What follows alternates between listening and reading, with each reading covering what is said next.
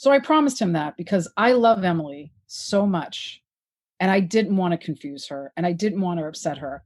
And then my mind started running away with me. What if she didn't like me after this? What if she didn't want to spend time with me?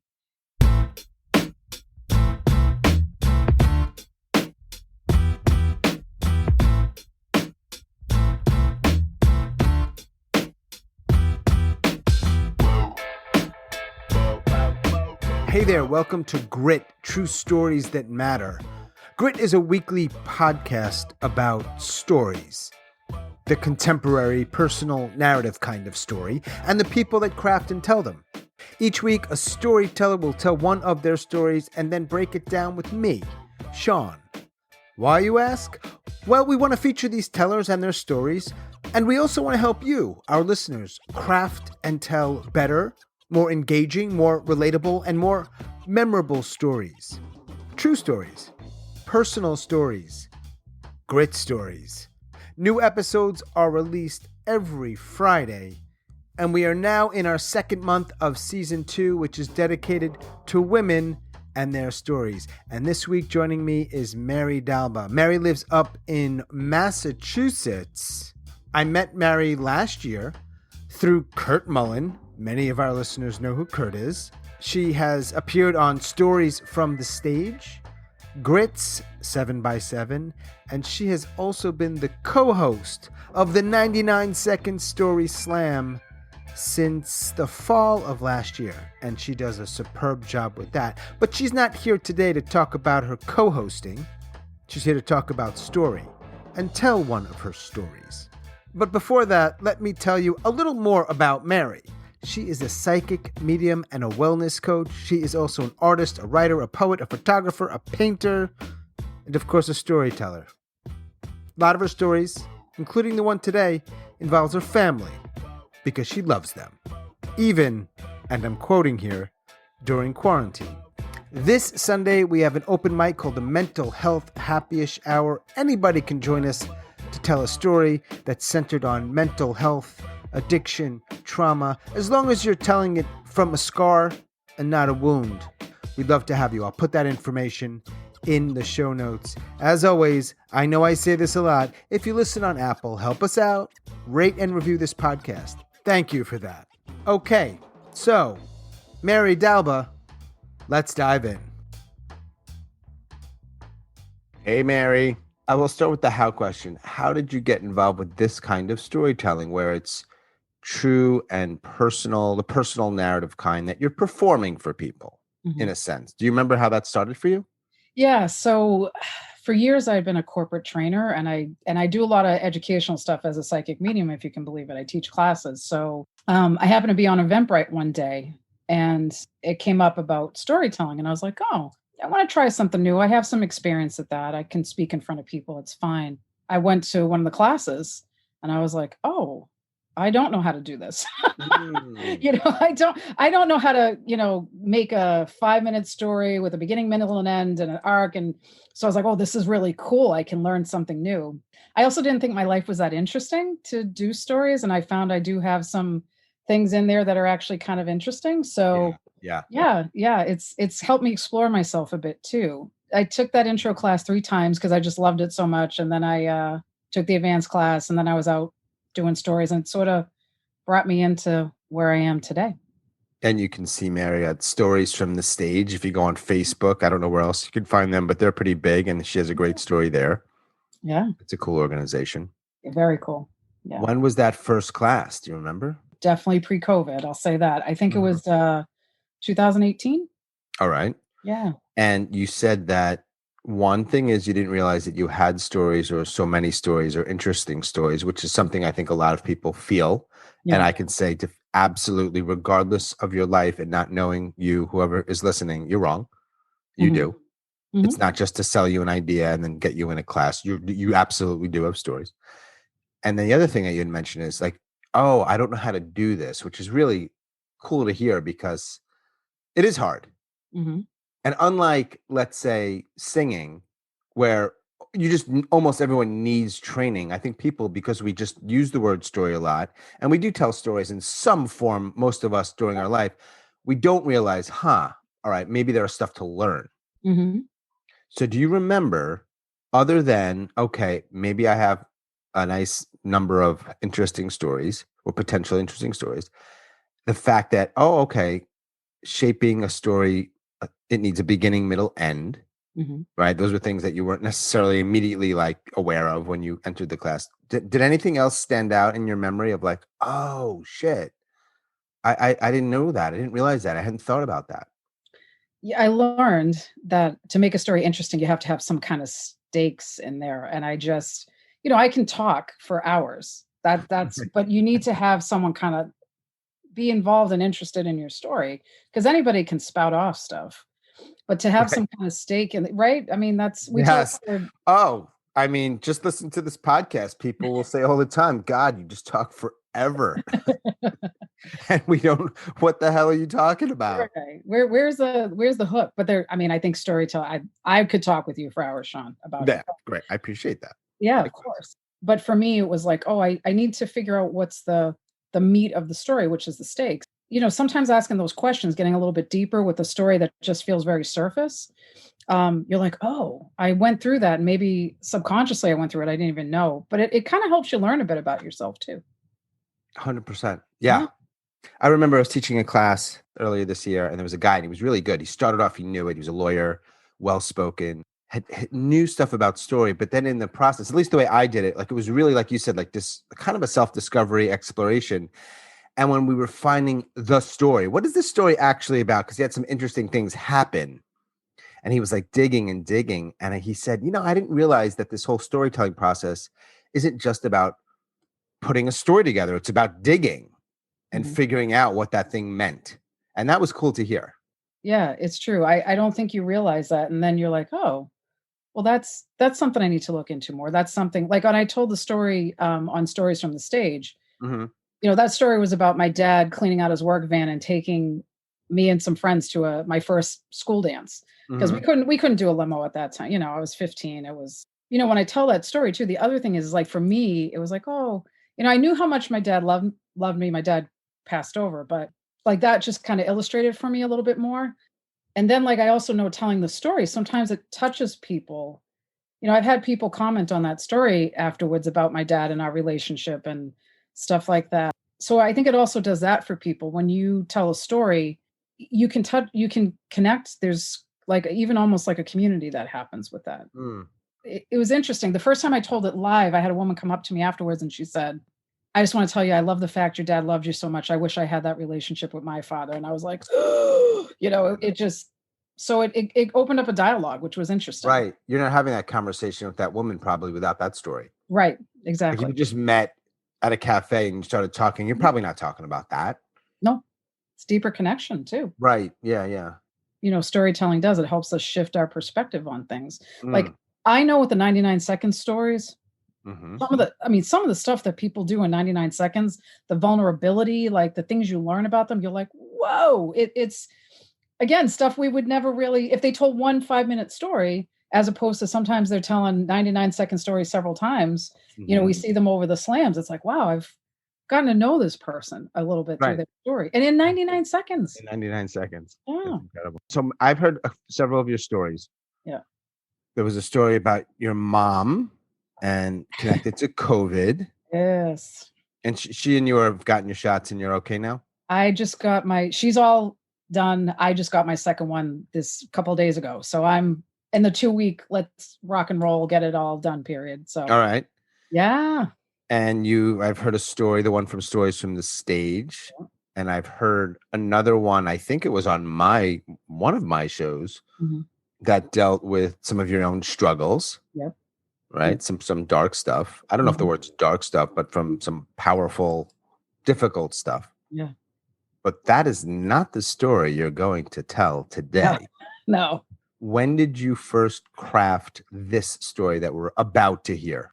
So 2019, I was asked to be a sacrificial teller at a Mass Mouth event. So basically, what that means is before a slam happens, they have someone come up and kind of warm up the crowd with a story. So Mm. I got asked at like 11 o'clock in the morning So I had to craft a story within a few hours. It was a story that I've been kind of kicking around anyway. And I was like, well, this is a good time to do it. So a lot of my stories end up with stuff about my family. Right. This one's no different. Emily, who's my niece, always makes an appearance many times. So yeah, she's in this one too. Emily the niece. Emily the niece. Yeah. An Yeah. ongoing character, real She is. person in She's a your real person. life and your stories. Makes Mhm. sense. She's one of my favorite people. So that's why she ends up in them a lot, I think. That makes sense. Yeah. Yeah.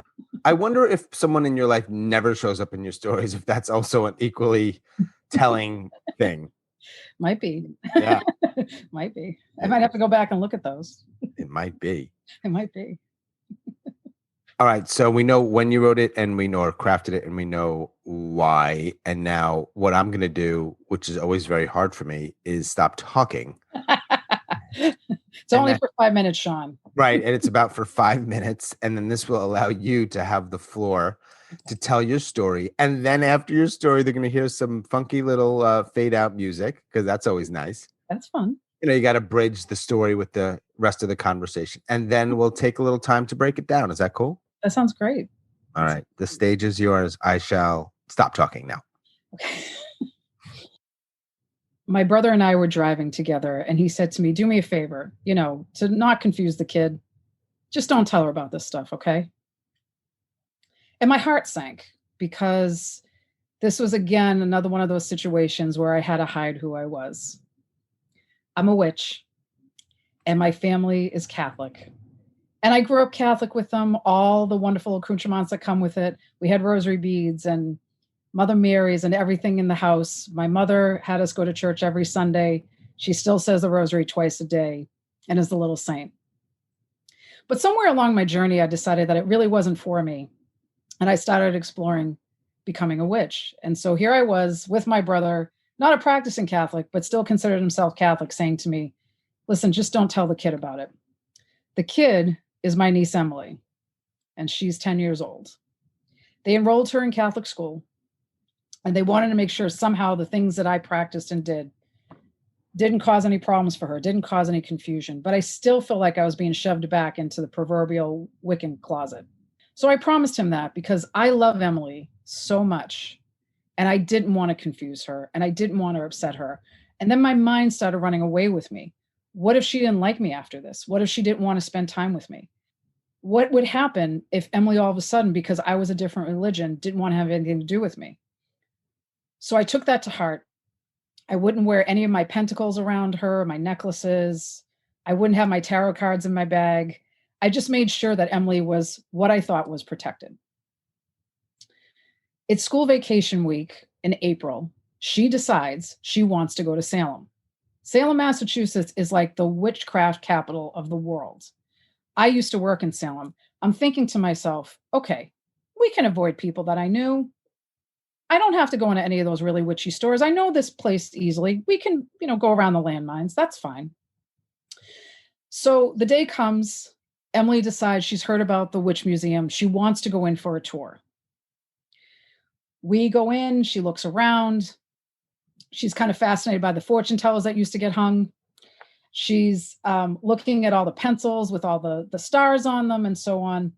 And she's like kind of interested in what happened to all the witches. I still don't say anything because some of the information is not exactly true, but I can't correct it because then she would say, how would you know that, Auntie? And I don't want to tip my hand. And of course, as I'm walking through Salem, someone who I used to know and work with comes walking up the other side of the street. And she's holding hands with me and she says, oh, Auntie, let's go into this store. And before I can sort of derail her from that store and also worry about this person that is approaching me, it was like landmines galore. He comes over to me and says, Mary, let me give you a hug. It's so good to see you. You haven't been up here in forever. And he hugs me. And I start talking to him. And Emily's looking at me, and she's looking at him, and she's looking at me, and she's looking at him. And I'm panicking in my head, screaming. And he says, oh, it'd be great to see you up here again. We're doing some rituals soon. I will email you. And he walks away. Now, Emily's a really smart kid. And I should have known I probably couldn't have done this without her noticing something. And she looks up at me and she says, Auntie, how do you know him? And I said, "Oh, he's just a friend, Emily." And she said, "Yeah, but he said like he was going to invite you to some ritual. What ritual is that?" I said, "Oh, it's just an event." And I'm trying to explain it away, but I can see by her very smart 10-year-old face that she knows something's up. So I get her in the car and we're driving to lunch and she's in the back seat, of course. And I decide to tell her, my brother be damned. I was tired of hiding. She was 10. I was going to take the risk. And I said to her, Emily, so let me explain a little bit. I am a witch. And she said, well, what does that mean? And I said, well, the little star that's tattooed on the back of my neck? And she said, yeah. I said, well, that's a witch's symbol. I said, that person that we met in Salem, he knows me because we used to work together and used to do ceremonies together like mass. And she pauses. I can tell she's thinking. And so my heart is about to stop. I'm like, oh my God, she doesn't want to talk to me anymore. I don't know what to do here.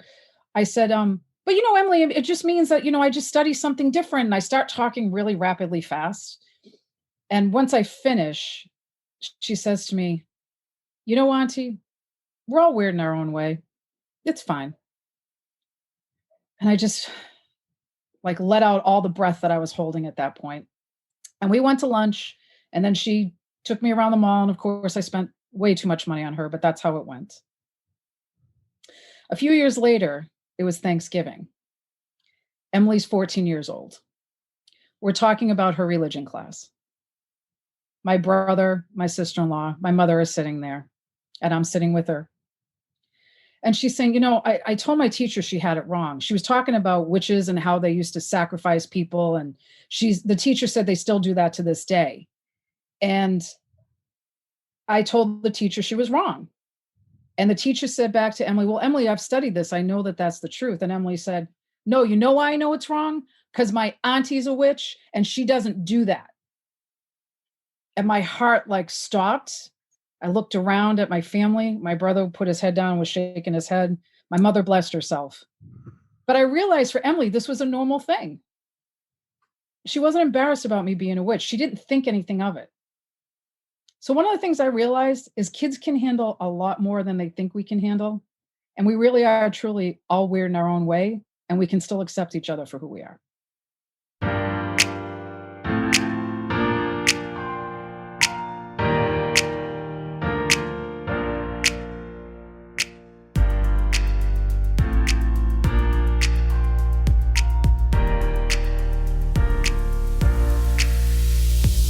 I like that story. Thank you. Yes. So stakes, right? Mm-hmm.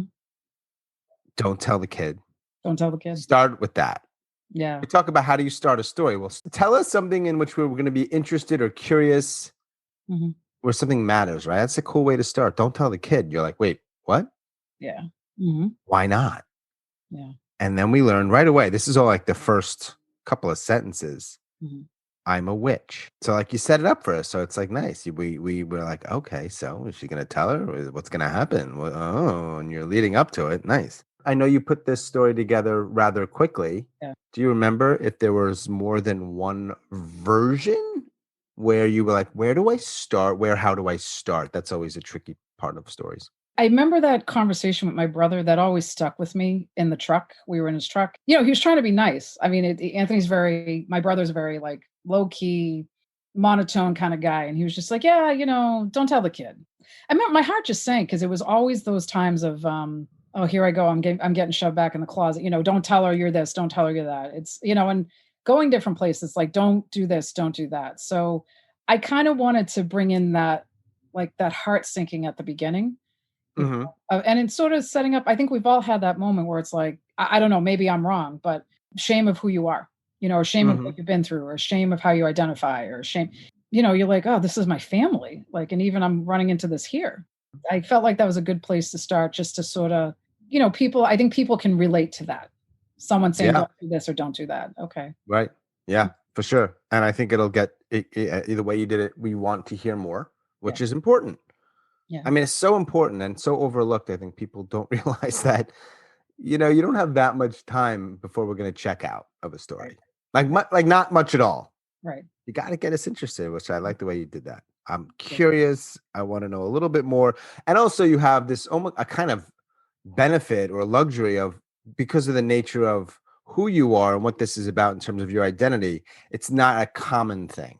Right. That's also true. Yeah. Like, right? So that's an extra. Oh, wait. I want to know a little bit more about what she's talking about with being a witch. Mhm. Is she going to tell the kid? Right. And then you lay it out for us and you don't give it all away. You go through the story, the events, and we get to hear how it came about that you ultimately decided to tell the kid. Mhm. And then I thought it was kind of cool the way it sort of developed after that, and that, how she took it, Yeah. Yeah. because it could have been different. Oh, my heart was in my throat at that moment. I was like, oh my God, what if she's like, you're weird. I don't want to take me home, auntie. And didn't want to do Mhm. anything with me. But Yeah, she's like, nah, it's amazing. We're all worried about how people are going to react. And sometimes we just build it up into something that it's not. 100%. Yeah. So other than the beginning, do you remember, and I know it's been a couple years, I think, Yeah. when you're figuring out how to put these scenes together Mhm. and what to include or exclude, do you remember any of the process where you made some choices as to what to include or exclude, where to end it, whatever else in terms of story stuff in those 5 minutes? Yeah, I mean, I was looking at, like, moments where I was trying to like, I was hiding it from her, and I thought I had a bunch of different, scenarios. Hmm. Once was she was performing in, like, a school thing in church, and, someone recognized me and stuff and were talking to me, and she was like, "Hmm." But that one in Salem, I just felt like was the best. There was landmines everywhere, and, of course, I hit a couple, so, yeah, that was the place I thought would have been the best 'cause Yeah, me talking about being in the church, that's a good one. It's kind of compelling, but being in Salem, I thought was really talk about ironic. So, right. and she wanted to go there. She was the one who brought it up, and I'm like, oh God, okay, we can do this. We can do this. All right. So you do that, right? You've got stakes in this story. Mhm, Something matters to you. In the course you took and mhm, what you've learned, as mhm. we all learn, Yeah, stories need stakes. they do. There needs to be some conflict and tension. It needs to matter to you. You establish that. Thank you. They need a beginning, middle, end. And in this case, if I'm not mistaken, your beginning, middle, end is the structure is chronological, right? It is. Yeah. So whatever you say first happened first Right. in time, Hmm. which I always think start there. Yeah. And then if you have a reason to try to play with the structure and start in the middle or the end, that's cool. But it made sense here. Yeah. I didn't feel like flashing back would have. I probably could Yeah, have started with like Thanksgiving and like talked about that scenario and then flashback, but I kind sure. of liked it this way. Yeah, I like it too because it's this kind of like you're with your family, your brother, then Mhm. you're just with your niece, and then you're back. If I don't know if I got this right, but you're with Yeah. your brother, then you're with her, then you're back with your brother, in addition to some other family members. Right. It's like a neat, nice, Mhm. compact way to do it. Yeah. I think people sometimes get confused of what beginning, middle, and end means. I'm going to kind of put you on the spot because Okay. beginning, middle, end doesn't mean you open your mouth and that's the beginning. Yes, that's the beginning of when you're telling us something, but you mean within the story. Talk to me like I'm a second grader. I Oh, you love mean like that. I usually talk to him or host Right. podcast? Yeah. Yeah. How most people talk to me. How do you do that in this story? Beginning, middle, end. Well, I looked at it as I needed to set the stage for what I was gonna talk about. So it was here was the scenario of setting up the conflict with my brother, with the family, with Emily. So sort of like setting the stage. Yep. The middle to me is what's the event that sort of shows what's happening and then like what happens with the stakes. Yeah. And then the end sort of ties it all back together in a nice little bow.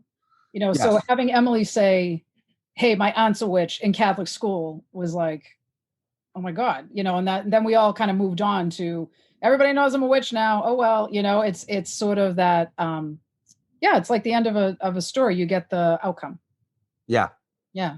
You need that. You need because otherwise you're just telling an antidote. Or you're just telling like, I went to this and this happened and it was cool. And that's not really a beginning, middle, and end. It's sure Mm. you talk about when you went there, whatever happened and left, but there's no kind of not moral to the story, but there's no meat to it. It's just this is what I did. Right. We tend not to know how you're feeling, and we don't see Right. any real sort of change, which is usually vital to a story. Yeah. To a good Uh, story. Yeah. Typically, to a good story, you need some Yeah. kind of change. That doesn't need to be a big change, and it could be some. We use the word realize a lot. Sometimes it feels good to use it, like you earned that ending. Other times you're like, huh, wait a second, that came out of nowhere. But in this story, it's perfect. It made complete sense. That this thing happened, and It's not necessarily that your family now knows you're a witch. So that's part of the story. To me, the bigger thing is that you realize or begin to realize this other thing as well Yeah. Yeah. that maybe is larger than that. So one of the things I realized is kids can handle a lot more than they think we can handle. And we really are truly all weird in our own way. And we can still accept each other for who we are. Yeah. I mean, I think we all build up this stuff about who we are that's different. And, sometimes we'll get weird reactions from people. So then it's like, oh, I need to hide. But it has nothing to do with us. It has to do with the other person. Usually. Usually. Yeah, usually. So, I have Emily, who I'm really worried about, like, not liking me anymore because I'm a witch. And she's just like, whatever, auntie. Like, she just rolled with it. And I was like, oh, if we could be more open like that out in the world. And the kid taught me that. Mm-hmm. So she taught me that at 10 when she was 10. Now I'm like, I'm a witch. I don't. And people react how they react. It's a little bit of acceptance for me to be like, well, this is who I don't run around screaming that I'm a witch. But if someone asks me, I'm not ashamed of it anymore. Yeah. So 10-year-old taught me that. Yep. And then a 14-year-old kind of confirmed it. Yeah. You added a little history in there because it happened in a class and what we learn about witches. Yeah. And then she had your back, which is she cool. did. I was like, oh, my heart burst. That must have been an interesting dinner. Yeah. My brother was like, what? I was like, it just came out. He's like, all right. It's funny because we joke with people. He works in law enforcement and he'll talk about me doing stuff.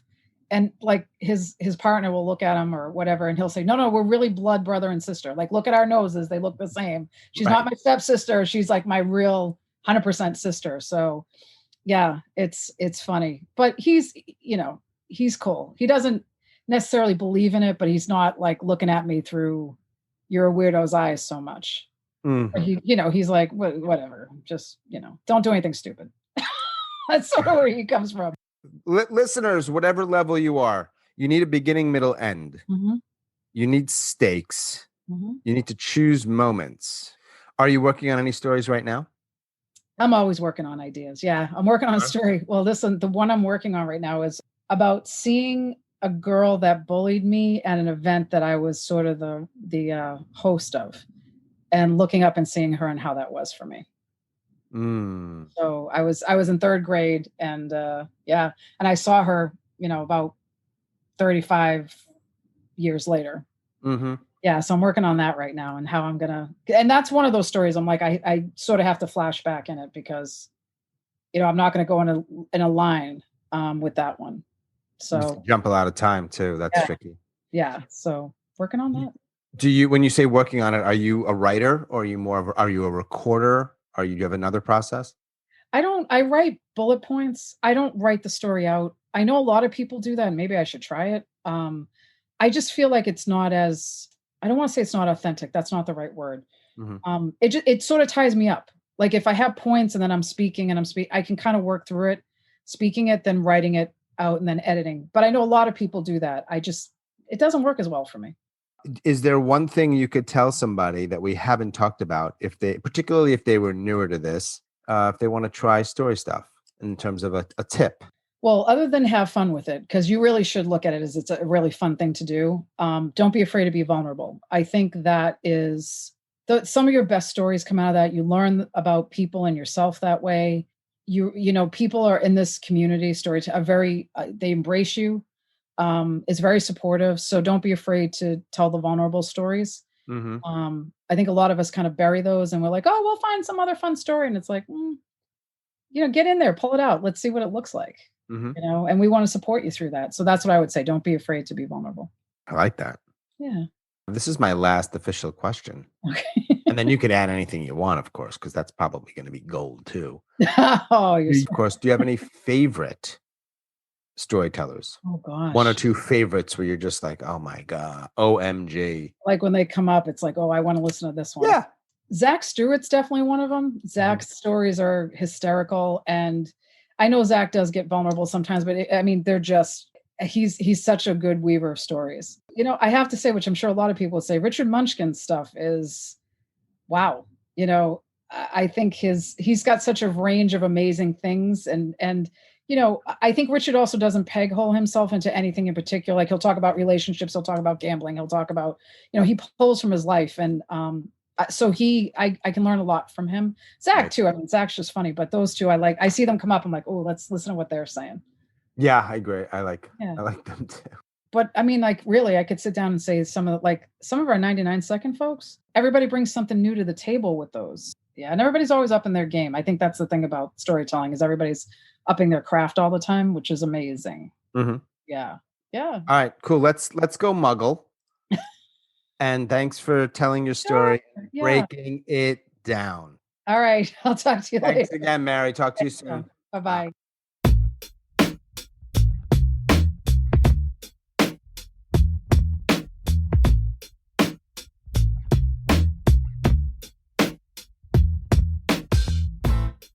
As always, thanks so much for listening and your support. And special thanks to Mary up in Massachusetts. This Sunday night, we're hosting an open mic called the Mental Health Happy-ish Hour. I'll put that information in the show notes. And if you listen on Apple, a gentle reminder, please rate and review this podcast. It really does help. Thanks for that. That's all for episode number 27. Boom.